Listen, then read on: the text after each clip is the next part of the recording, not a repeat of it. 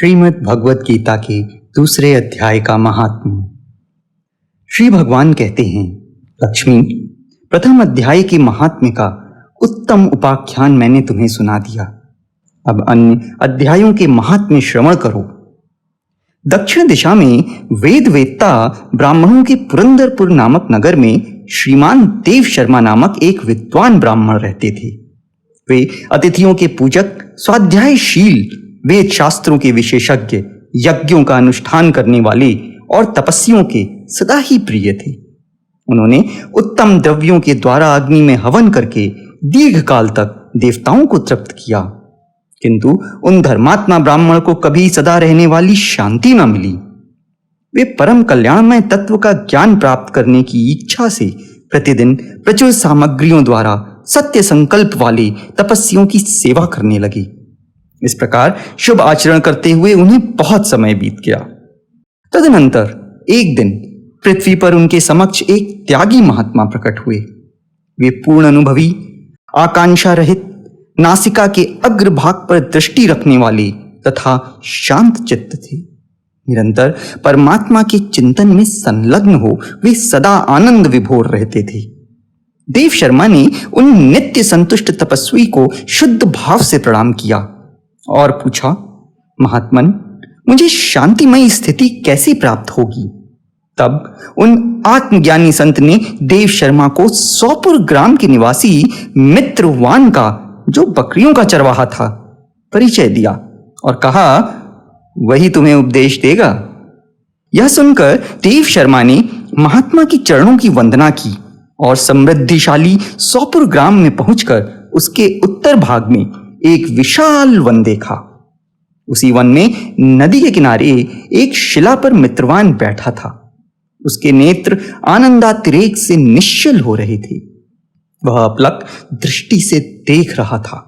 वह स्थान आपस का स्वाभाविक बैर छोड़कर एकत्रित हुए परस्पर विरोधी जंतुओं से घिरा था। वहां उद्यान में मंद मंद वायु चल रही थी। मृगों के झुंड शांत भाव से बैठे थे और मित्रवान दया से भरी हुई आनंदमयी मनोहारिणी दृष्टि से पृथ्वी पर मानो अमृत छिड़क रहा था। इस रूप में उसे देखकर देव शर्मा का मन प्रसन्न हो गया। वे उत्सुक होकर बड़ी विनय के साथ मित्रवान के पास गए। मित्रवान ने भी उनके मस्तक को किंचित नवाकर देव शर्मा का सत्कार किया। तदनंतर विद्वान देव शर्मा अनन्य चित्त से मित्रवान के समीप गए और जब उसके ध्यान का समय समाप्त हो गया, उस समय उन्होंने अपने मन की बात पूछी। महाभाग, मैं आत्मा का ज्ञान प्राप्त करना चाहता हूं। मेरे इस मनोरथ की पूर्ति के लिए मुझे किसी ऐसे उपाय का उपदेश कीजिए जिसके द्वारा सिद्धि प्राप्त हो चुकी हो। देव शर्मा की बात सुनकर मित्रवान ने एक क्षण तक कुछ विचार किया।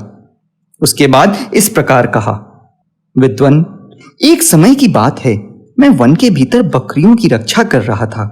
इतने में ही एक भयंकर व्याघ्र पर मेरी दृष्टि पड़ी, जो मानो सबको ग्रस लेना चाहता था।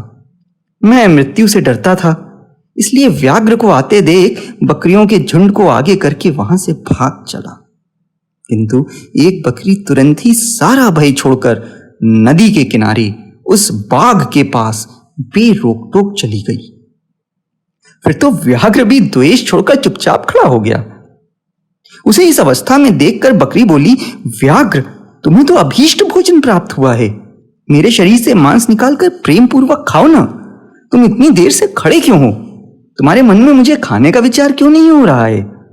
व्याघ्र बोला, बकरी, इस स्थान पर आते ही मेरे मन से द्वेष का भाव निकल गया। भूख प्यास भी मिट गई।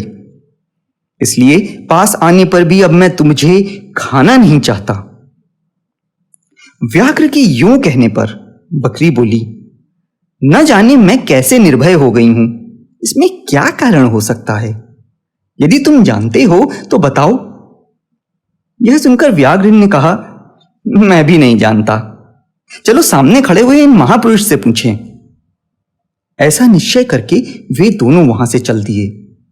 उन दोनों के स्वभाव में यह विचित्र परिवर्तन देखकर मैं बहुत विस्मय में पड़ा था। इतने में ही उन्होंने मुझसे ही आकर प्रश्न किया, वहां वृक्ष की शाखा पर एक वानर राज था। उन दोनों के साथ मैंने भी वानर राज से पूछा। विप्रवर, मेरे पूछने पर वानर राज ने आदर पूर्वक कहा, अजापाल सुनो, इस विषय में मैं तुम्हें प्राचीन वृतांत सुनाता हूं। यह सामने वन के भीतर जो बहुत बड़ा मंदिर है उसकी ओर देखो।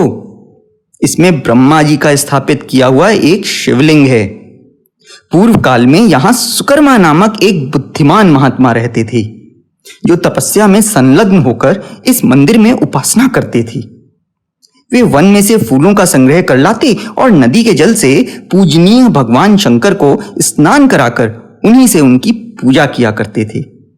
इस प्रकार आराधना का कार्य करते हुए सुकर्मा यहां निवास करते थे। बहुत समय के बाद उनके समीप किसी अतिथि का आगमन हुआ। सुकर्मा ने भोजन के लिए फल लाकर अतिथि को अर्पण किया और कहा, विद्वन, मैं केवल तत्व ज्ञान की इच्छा से भगवान शंकर की आराधना करता हूं। आज इस आराधना का फल परिपक्व होकर मुझे मिल गया, क्योंकि इस समय आप जैसे महापुरुष ने मुझ पर अनुग्रह किया है। सुकर्मा के ये मधुर वचन सुनकर तपस्या के धनी महात्मा अतिथि को बड़ी प्रसन्नता हुई। उन्होंने एक शिलाखंड पर गीता का दूसरा अध्याय लिख दिया और ब्राह्मण को उसके पाठ एवं अभ्यास के लिए आज्ञा देते हुए कहा, ब्राह्मण, इससे तुम्हारा आत्मज्ञान संबंधी मनोरथ अपने आप सफल हो जाएगा। यूं कहकर वे बुद्धिमान तपस्वी सुकर्मा के सामने ही उनके देखते देखते अंतर्धान हो गए। सुकर्मा विस्मित होकर उनके आदेश के अनुसार निरंतर गीता के द्वितीय अध्याय का अभ्यास करने लगे। तदनंतर दीर्घ काल के पश्चात अंतकरण शुद्ध होकर उन्हें आत्मज्ञान की प्राप्ति हुई। फिर वे जहां जहां गए वहां वहां का तपोवन शांत हो गया। उनमें शीत उष्ण और राग द्वेष आदि की बाधाएं दूर हो गईं। इतना ही नहीं, उन स्थानों में भूख प्यास का कष्ट भी जाता रहा तथा भय का सर्वथा अभाव हो गया। यह सब द्वितीय अध्याय का जप करने वाले सुकर्मा ब्राह्मण की तपस्या का ही प्रभाव समझो। मित्रवान कहता है, वानर राज के यूं कहने पर मैं प्रसन्नता पूर्वक बकरी और बाघ के साथ उस मंदिर की ओर गया।